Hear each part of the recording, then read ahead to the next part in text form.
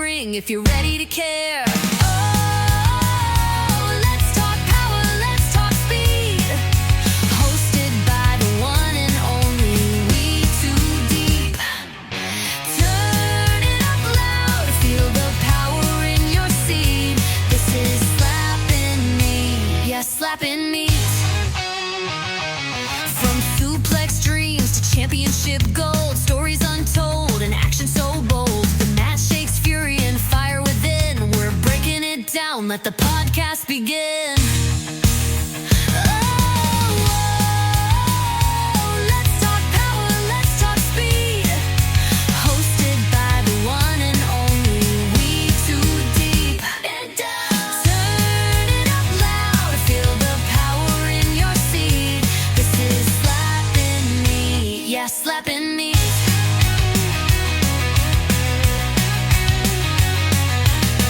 Takes and debates flying through the air. Turnbuckles pounding with passion and flair. Grab your earbuds, it's a front row ride. Step into the chaos where we collide. Oh, let's talk power, let's talk speed. Hosted by the one and only WETOODEEP. Turn up loud, feel the power in your seed. This is slapping meat, yes, slapping meat. Slapping meat.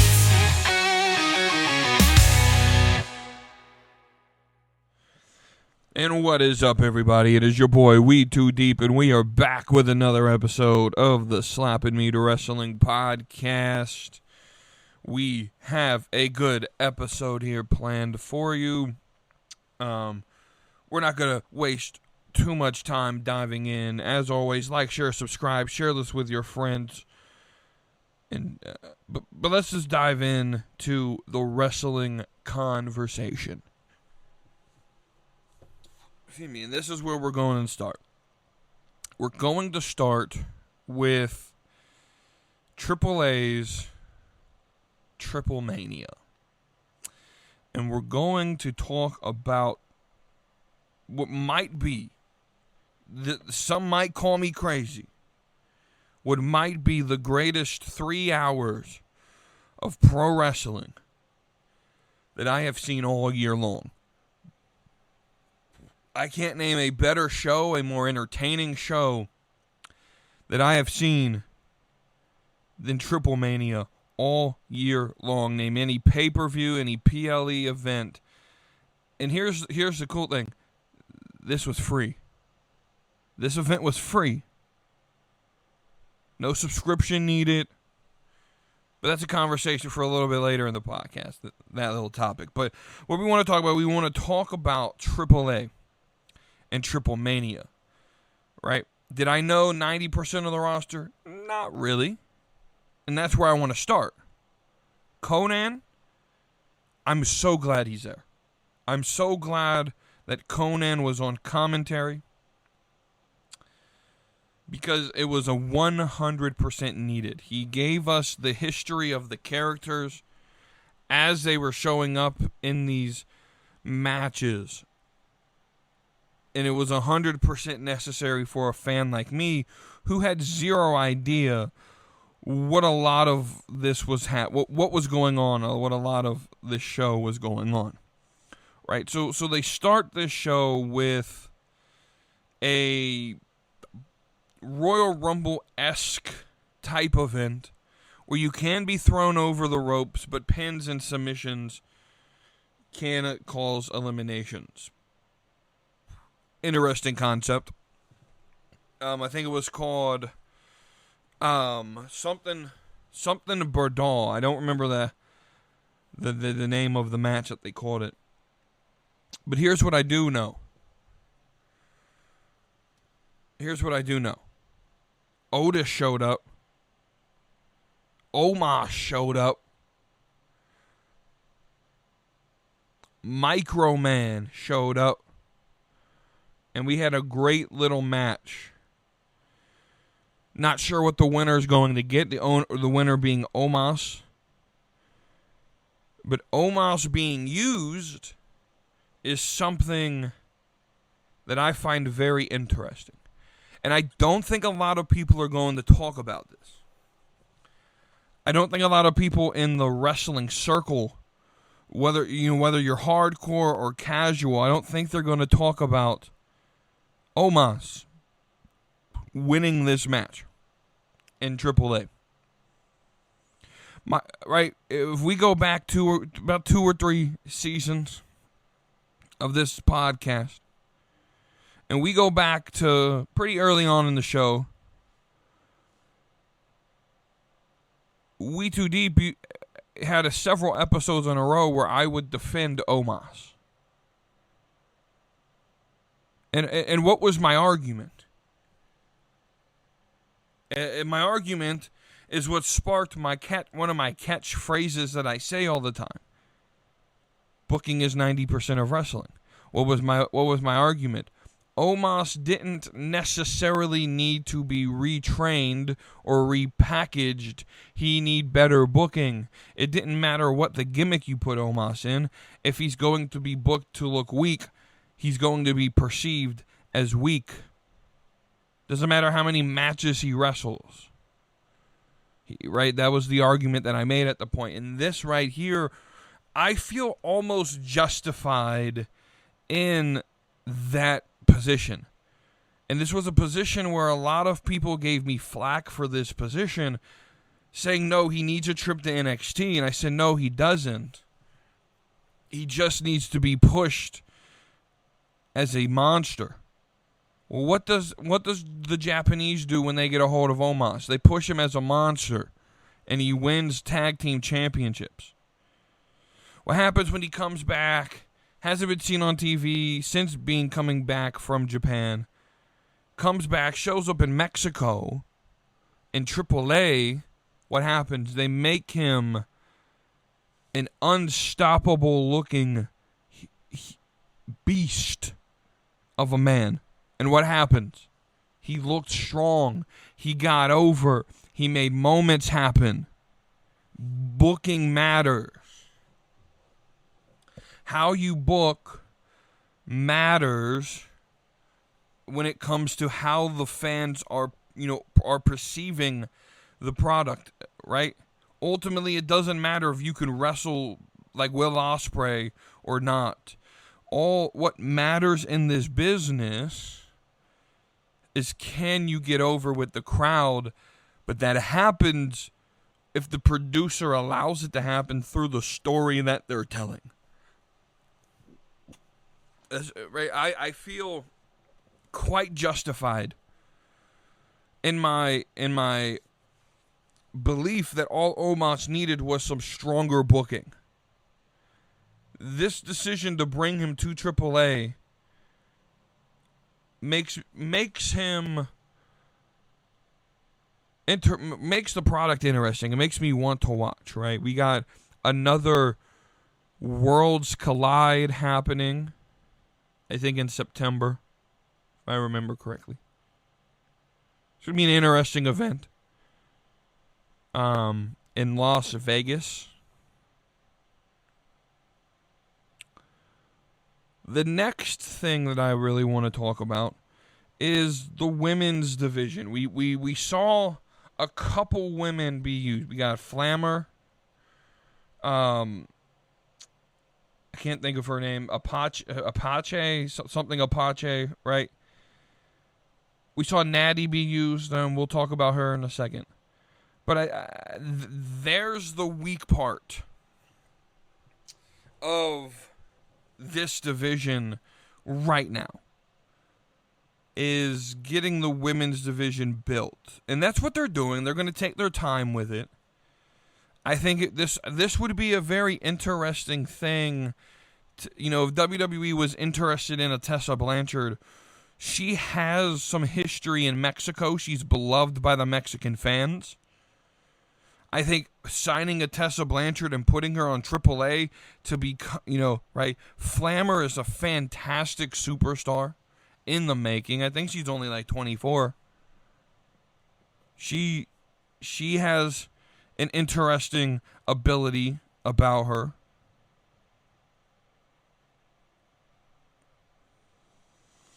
Right.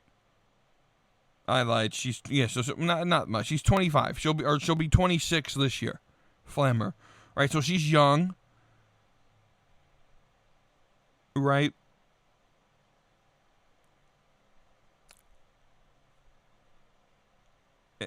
Right, so this brings me to Natalya, Natty Neidhart. That version of Natty that she's been running in AAA, that she's been running on the Indies and GCW, Bloodsport. I need that Natalya on Monday Night Raw. I think that edgy Natalya would be fantastic. We had a match with Lola Vice, Raquel, and such, right? Iguana was there. Lola played right into Iguana's entrance, right? Like Lola Vice gained a little bit of respect from me.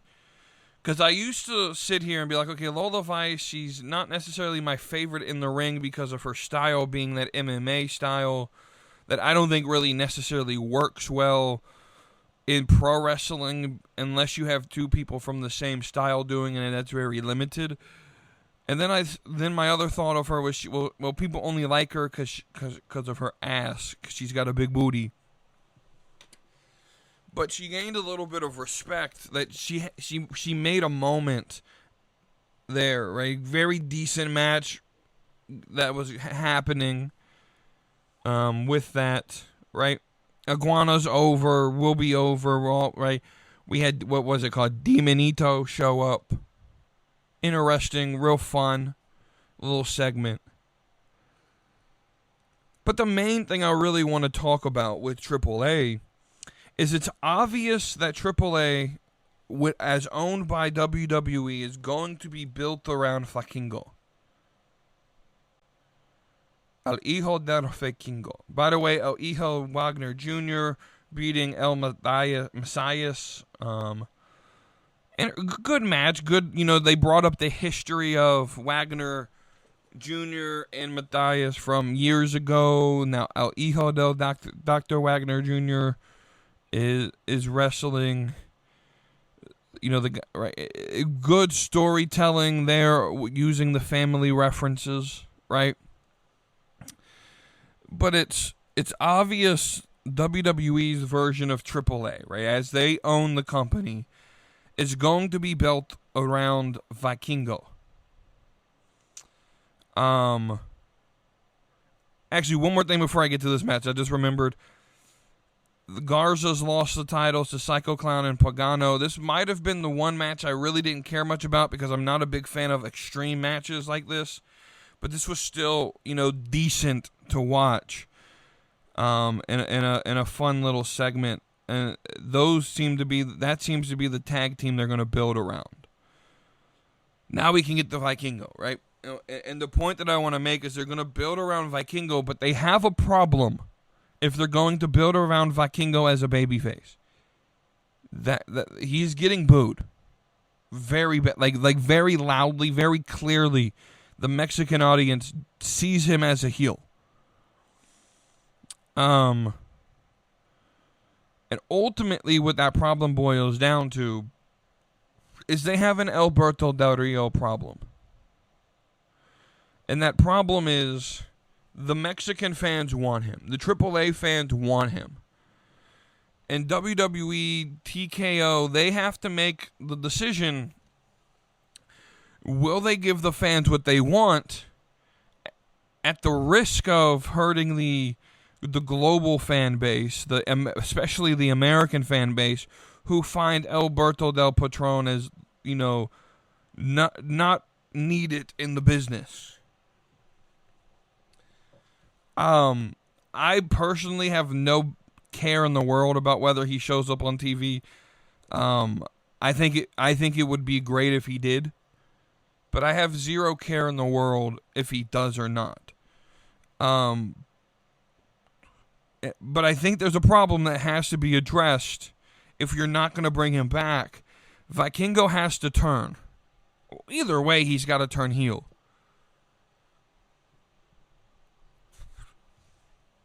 Because the Mexican fan base boos the holy hell out of him. So you got to do something about it. I'm not exactly sure what that is. But that's the one problem. It's not that the match was bad by any means. Right? And we got to sit here and we got to talk about this, right?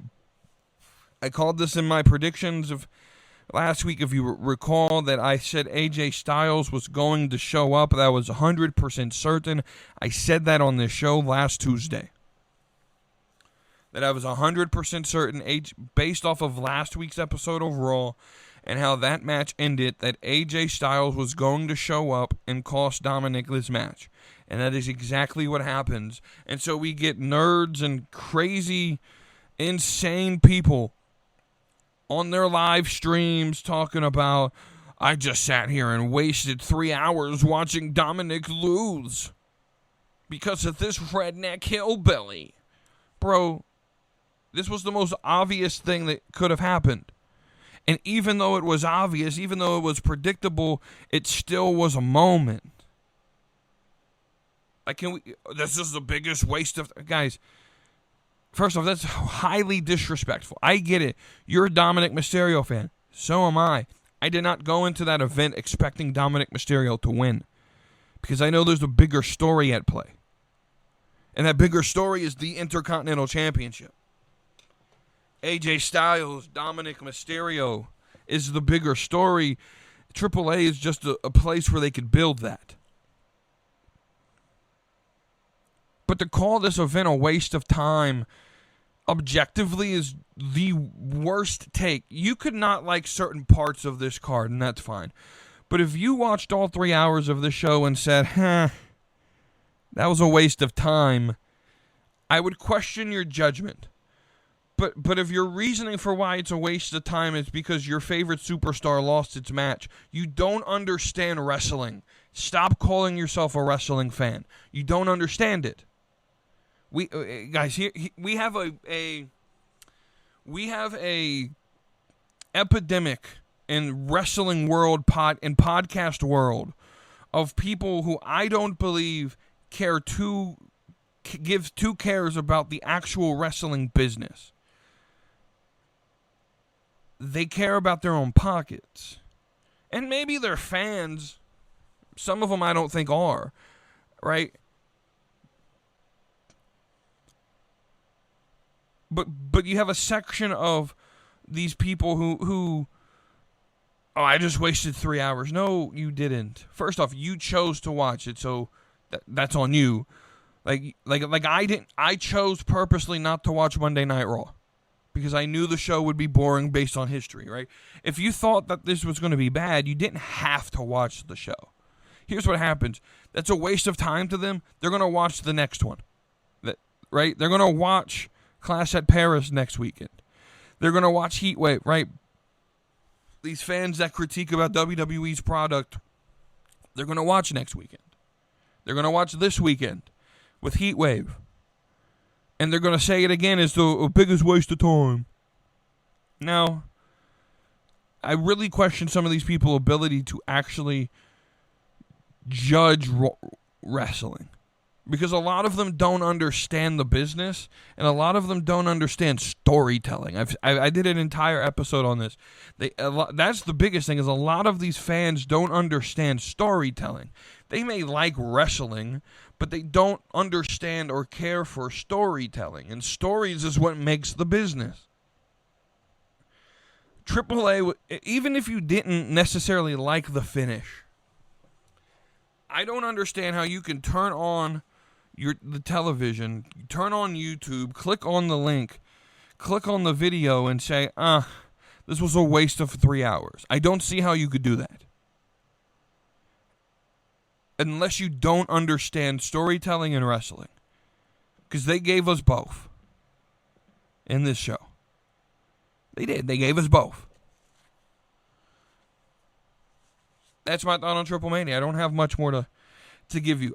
Even though I didn't watch Monday Night Raw this week, yesterday. I still have thoughts on the results.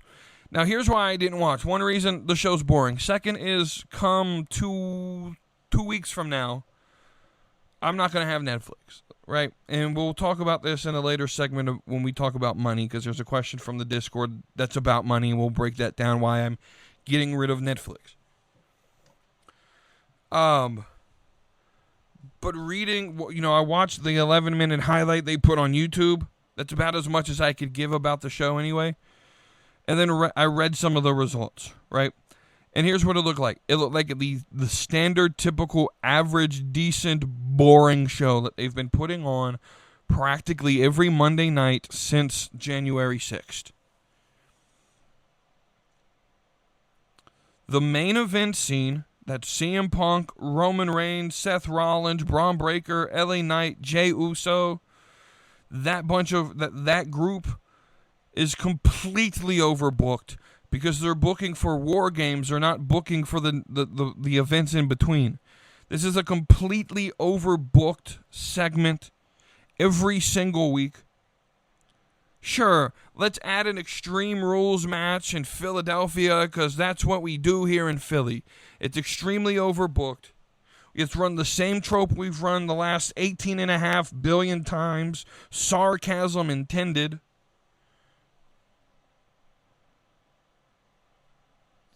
Right? It comes down to this. The main event match was highly predictable.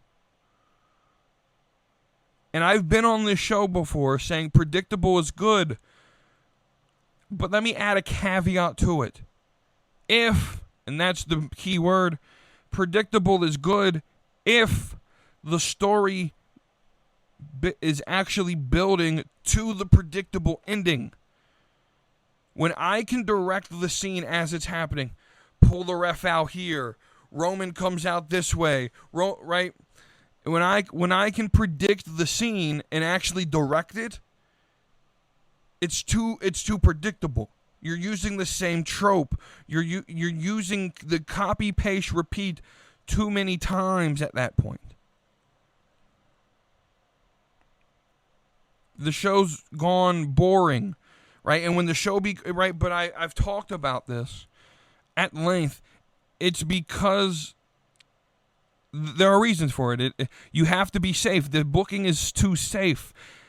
It's too I don't necessarily think it's boring. It's just safe, and they're not taking risk in the booking, and they're doing the same thing every single week.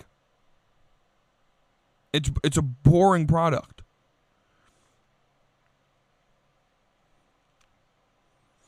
This Bayley thing with her hearing voices is pretty interesting, but again, that's the only thing that I found interesting of the show was the Bayley segment and trying to figure out, piece together, where does Lyra play in this? Becky beating down Maxine and Natty again to lead to Brie Bella coming out. That was pretty cool, but we kind of figured that would happen eventually, right? But this main event men's scene is just way too predictable, but it's bad predictable. It's like the predictable where, like, it's not good in the first place. And so when you give me really bad storyline, and then on top of it, everything that is in the story is predictable, now you just create an apathy to the product that people are going to just stop tuning in. And it's the bad time to do that, considering that you're about to raise their pay-per-view prices come WrestleMania to probably $30 a month to watch the PLEs.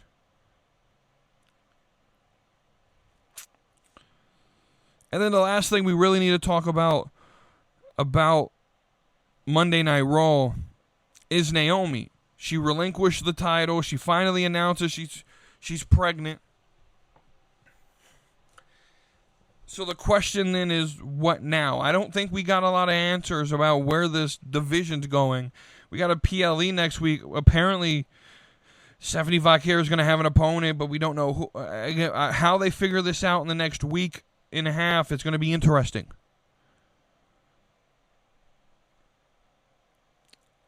And so that's my thoughts on wrestling. This is going to be a short episode. What I've really thought about here recently is I love doing 2-hour episodes. 100%, I do. But some of these episodes are going to be shorter, right? This is going to be a shorter episode. I don't have a lot to really talk about this week. I really don't. I'm just going to be honest. I don't want to follow the news. I'm not going to talk about AEW unless I really need to. We're going to predict Forbidden Door. We're going to predict Heat Wave on Friday's episode. But I don't really have a lot of news. I'm not going to chase topics. I'm just not going to do it. It's just not fun anymore to do that. We're going to talk about the product on TV. And at this moment, it's just not good.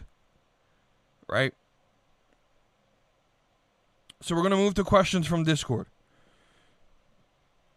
B-Master asked 3 questions. First one, sort of relates to Naomi. Should you still be able to hold a world championship or be a part of a major storyline if you know you're going to be out of action for more than 30 days? I don't see an issue with it. Let's add the caveat. If you're going to tell a story out of it. Right? Naomi winning the title. Apparently they knew she was pregnant. She cashed in. Again, I thoroughly suspect that this was a way to get the briefcase off of her. And they asked her, we're going to have you cash in. We're going to have you win. We're going to have you defend at SummerSlam. And then we're going to relinquish the title. Is that okay? And I'm sure she said okay. I'm sure the doctor said okay. I like the way they handled this. The finish needs to be good. To crown the new champion needs to be a good story. Right, a good finish to this, right? I don't have an issue with how they treated Naomi here, and her relinquishing the title. Again, if you're telling me a story in the storyline, I don't have an issue with you know. Now, if you're going to be injured for long term, or in this case pregnant, then sure, drop the belt. But I have no issue, I'm assuming this comes out of frustration that Naomi won the title just to drop it because she's pregnant, and they put the title on her knowing she was pregnant. That's a personal, business decision. I can't really answer why they did that. I don't hate the run that we got. So, I'm more interested in where it goes than upset that Naomi's, pregnant and cashed in. And I thoroughly believe this was just solely a way to get the briefcase off of her, because by the time she comes back, I know she said she'll be back in 9 months and some odd days or whatever, right? I highly doubt she's going to pop a baby out and be back to work the next day. Becky, it took 2 years before she came back. I expect her to take, Alexa Bliss, the same thing. I expect her to take some time off to be with the newborn. I expect Jimmy to take some time off to be with the newborn as this process goes along. They're going to get a good year and a half off, I bet. And that's more than happy for them. I could care less about if you're going to miss action. I think if there's a story being told, I don't have an issue with it. His second question is one I've been contemplating since he typed it down and shared it with us yesterday. Who is someone that used to work for WWE that is currently working for another company that you would want to see come back? It can be a tag team, singles wrestler, or a faction. He added the caveat, it cannot be Dolph Ziggler, which makes it difficult. But I don't actually know. Honestly, I wish they treated Deonna Purrazzo better when she was in NXT. I think you could sign her today, put her in NXT, and she would be a star.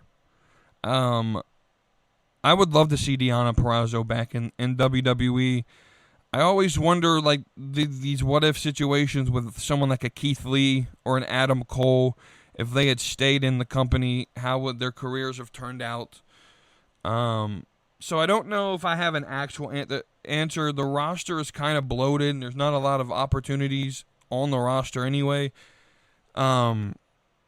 So those are people that I'm interested in.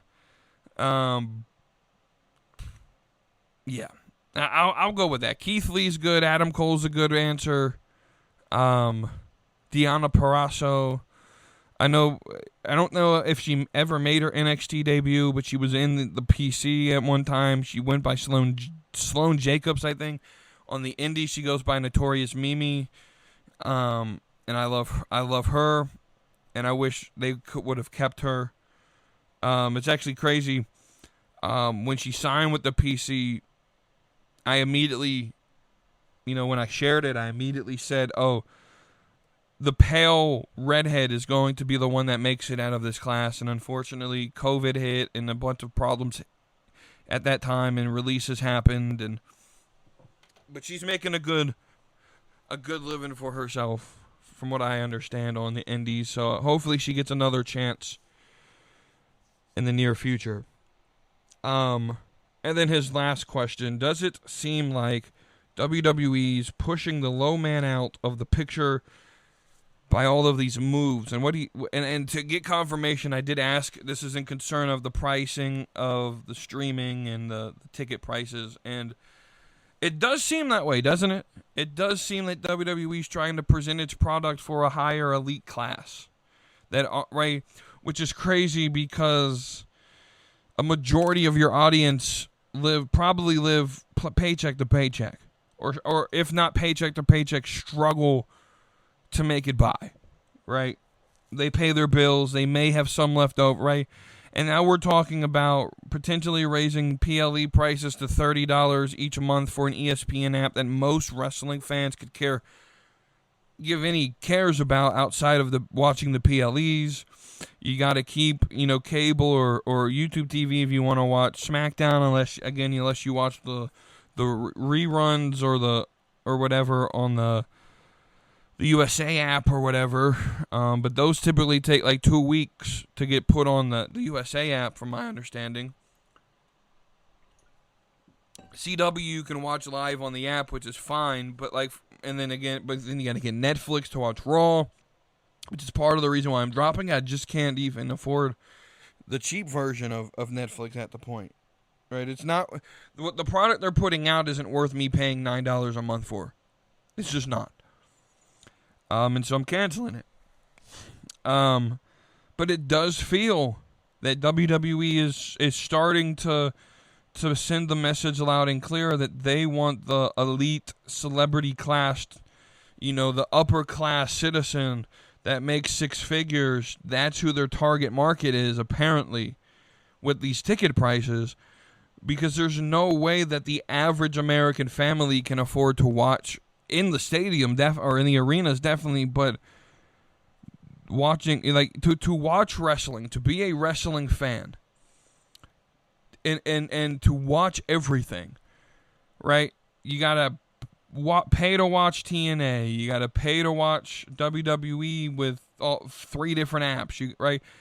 It appears that wrestling is starting to outprice a lot of the fans, right? The WWE Network, when they launched it, was well ahead of its time, and they should have kept that model. Right? This isn't a TKO issue. Vince was the one that first changed the model. But yeah, it seems that all they're in for is the money. And I kind of figured this would happen when TKO took over, because that's how they ran UFC. Right? It was solely a money grab.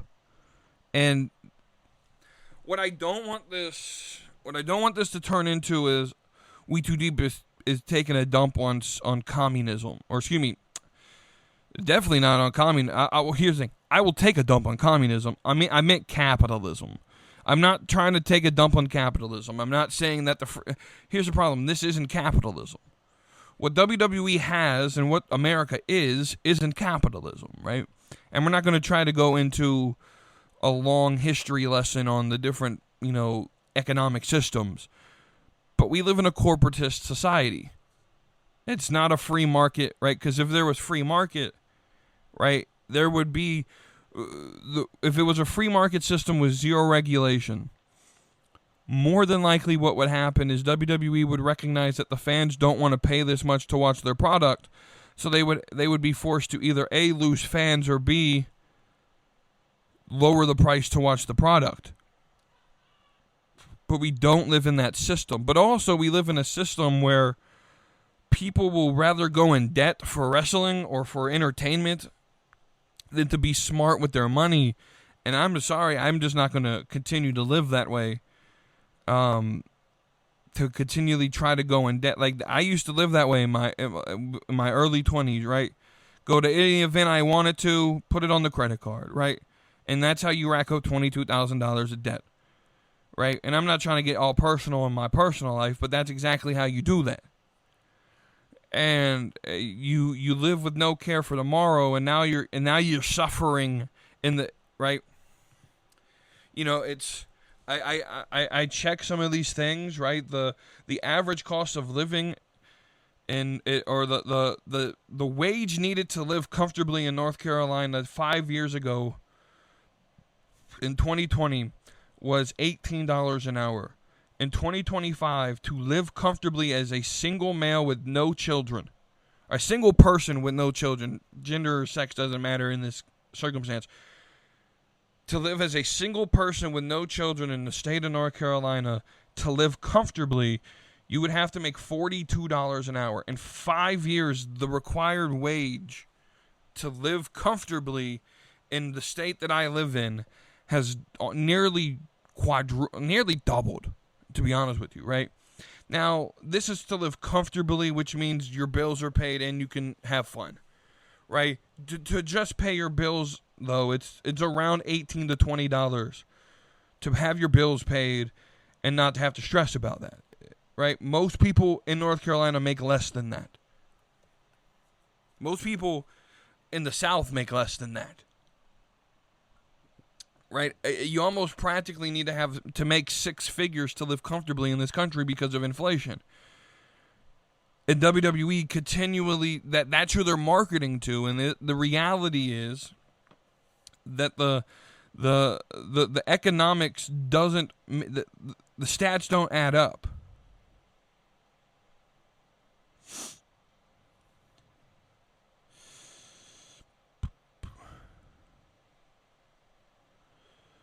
Right, the average wage in 2025 is somewhere around $12.50 a week.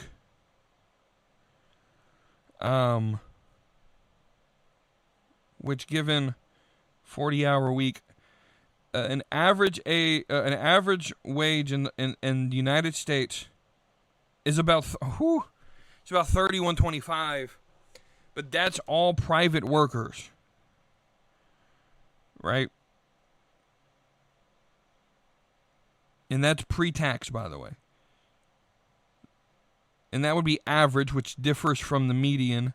The median weekly earning, and that's weekly, by the way, which is crazy. That, I don't know where that came from.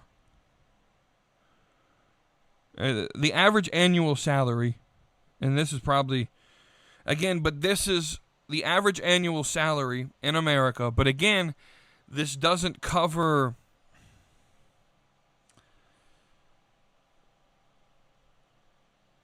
a lot of, right? So anyway, the average annual salary is about $67,000 a year.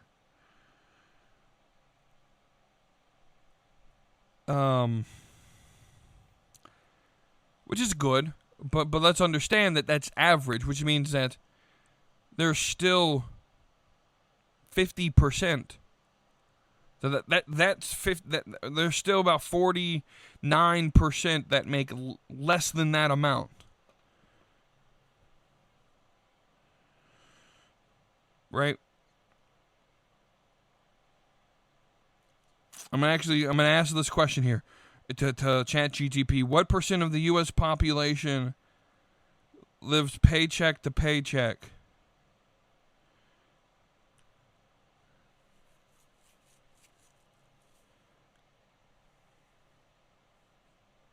In 2025, according to Lending Club,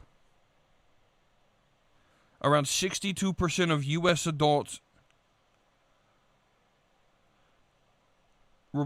report living paycheck to paycheck. This includes people with a wide range of income, even those earning more than $100,000 a year. Which here's my issue with this. If you're making more than $100,000 a year and you're living paycheck to paycheck, you're living beyond your means, right? That's not who I'm not upset with that. Like I'm more upset of the person, because if I made $100,000 a year, right? Just because you make $100,000 a year doesn't mean you need a mansion and a fancy car. Live within your means. If you're living paycheck to paycheck, making $100,000 a year, you're not living within your means, or you have student loan debt, and that's a you thing, right? The problem that I'm talking about is someone like me or other listeners in our community that I know of, that I've had personal conversations with, who, someone like me who pre-taxes make around $36,000 a year, which is half of the average salary, right?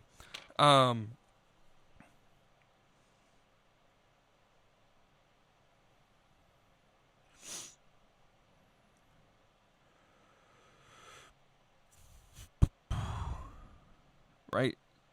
The next thing I want to look up is, like, what's the poverty line in North America right now?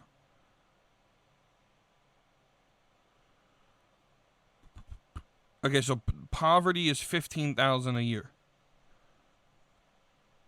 Okay. For a single one-person house.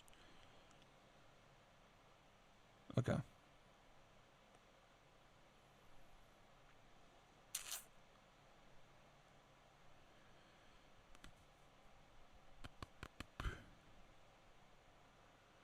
So, I make twice the poverty line, but even still, that means, I can't even imagine living like that. But anyway,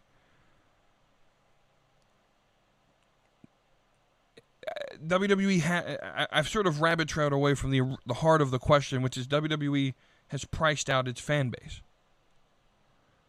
I kind of warned about this, though. I thought I did. Maybe I was talking to myself when I said it. But yes, WWE has priced out its fan base. That's the answer to the question. They have. I mean, the solution is simple. Go back to the WWE network. Even if you charged, I'm going to be honest with you, if you charged $30 a month for the WWE network, and you had Raw, SmackDown, NXT, TNA, AAA, and all the PLEs for $30 a month on a WWE network with all the libraries and everything, I think, first off, that's a really good deal, and I think people would appreciate that, because $30 a month for a year is $360.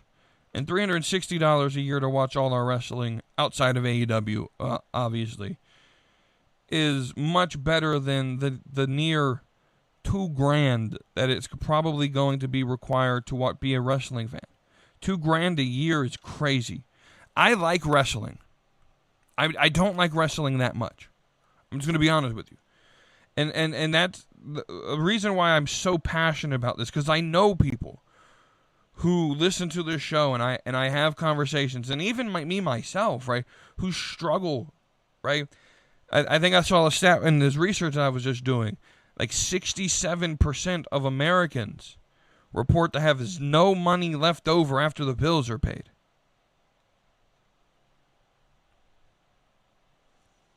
Americans can't afford to survive right now. So some of us are going to make choices like we're going to have to cut out this entertainment. I like wrestling. I do. Right? And then I'm worried about how this is going to turn out. I know on Thursday, the ESPN direct to consumer app drops, from my understanding, is going to be on Thursday. if YouTube TV is not a part of this deal by the time WrestleMania comes around. I'm going to be honest with you. I'm not going to watch PLEs because I'm not paying $30 a month for it. I literally cannot. Right? And that's just how it is. And I'll be honest with you, I'm worried about what that means. Because I'm not 100% comfortable going over and watching AEW and watching a show that I'm not necessarily sold on. Right? Because, and here's the thing, you'll never have this type of conversation on a lot of podcasts. Because A, you either got WWE, influencers who are secretly paid by WWE and they're never going to critique the product. Or these influencers get their tickets comped and they make enough money from their streams to not have to worry about living paycheck to paycheck. Some of them still do.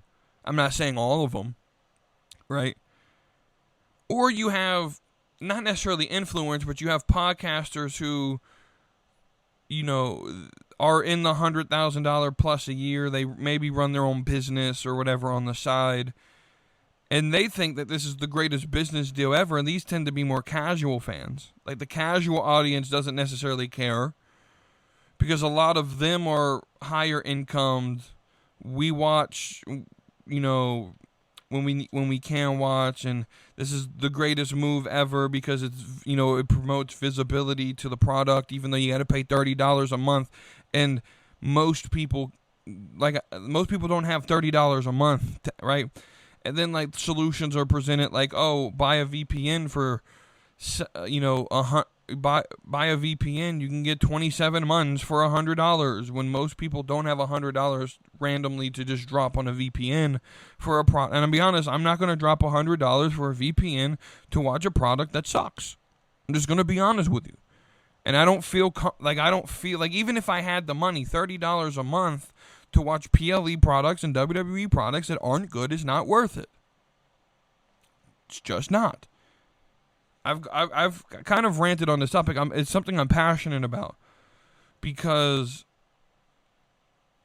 people are struggling, and it's difficult to even find entertainment nowadays, and that's crazy. It's crazy. Like, I don't understand why I do get why they moved to this type of system, but at the same time I don't. It makes zero sense to me. So, I'm always going to be the voice of the poor people. I really am, all right? I mean, now, personally, I'll be honest, like I said, I'll own my economic situation. That is, a lot of it was bad spending. And if I didn't have that as much debt as I had, I probably would have a lot more money expendable, right? But who knows, right? I still make under a living wage in the state that I live in. So who knows? Right? And so with that, we'll stop being depressing and we'll go to Thirsty Tuesday bracket. We got 4 matchups in the miscellaneous bracket region.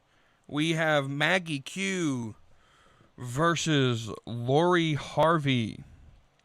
In the singer-musician bracket, we have Olivia Rodrigo versus Selena Gomez. In the actors bracket, we have Jenna Ortega versus Vanessa Hudgens. And in the athlete bracket, we have Simone Biles versus soccer player Alicia Lehman. So go to the Discord. You can vote there. And that's the podcast tonight, y'all. I ain't got much more to talk about. Let me know what y'all think. Like, share, subscribe to the show. Share it around with everyone. Leave us a review if you're listening on audio. Thanks again for listening. I'm WETOODEEP. And until the next one, I will see you on Friday. So hit that subscribe, come along for the ride. AEW, WWE, we're always on side. From fantasy booking to baddies that slay, slapping meat wrestling every Tuesday.